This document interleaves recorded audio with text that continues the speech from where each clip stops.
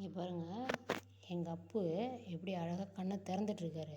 இன்னும் கொஞ்ச நேரத்தில் நம்ம குழந்தைங்களெல்லாம் எப்படி தட்டி தூங்க வைப்போம், அந்த மாதிரி எங்கள் பட்டு குட்டி அப்பு குட்டியை அப்படி தட்டினேன்னா எவ்வளோ அழகாக அமைதியாக தூங்குறாருன்னு பாருங்கள். படுத்துக்க ராஜா, தூக்கம் வருதாடா? சரி, அம்மா இங்கே தான் இருக்கேன், தூங்குடா ராஜா. தூக்கம் வந்துருச்சுங்க பிள்ளைக்கு.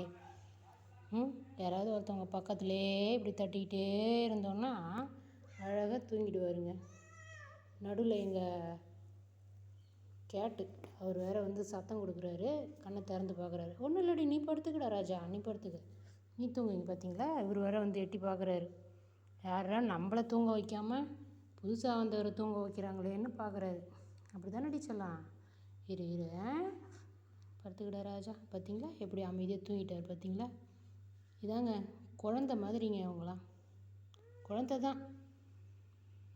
பட்டு பிள்ளை தூக்கம் வந்துடுச்சு ராஜாவுக்கு. தூங்கினேண்ணே அம்மா அப்படியே தட்டி கொடுப்பேண்ணா, இங்கே தான் இருப்பாம்மா, நீ பட்டா தூங்குறீங்களா? பார்த்தீங்களா, தூக்கம் வந்துருச்சுங்க, தூங்கிட்டாருங்க. இந்த கண்ணத்தில் கண்ணை முடிக்குவார். அழகு பிள்ளை.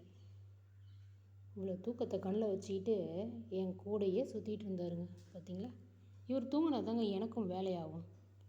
வேலை உருப்பட்டது அப்படியே கிடக்குது வேலையெல்லாம். இவரை தூங்க வச்சுட்டு தான் நான் போய் வேலையை செய்யணும். பார்க்கலாங்க அடுத்த வீடியோவில். எங்கள் அப்பா அழகாக தூங்குறாரான்னு பார்த்தா கமெண்ட் பண்ணுங்கள். பார்க்கலாங்க அடுத்த வீடியோவில்.